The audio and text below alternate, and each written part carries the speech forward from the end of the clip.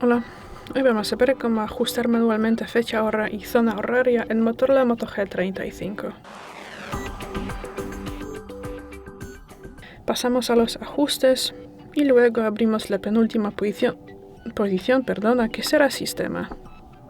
Tras eso pasamos a fecha y hora, desmarcamos la primera posición y tras eso será posible configurar fecha y hora manualmente, por ejemplo así.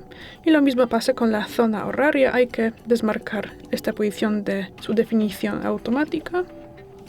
Entramos aquí y podemos seleccionarla, por ejemplo así. Bueno, y ya es todo. Y gracias por ver el vídeo, denos un like y suscríbenos. Hasta luego.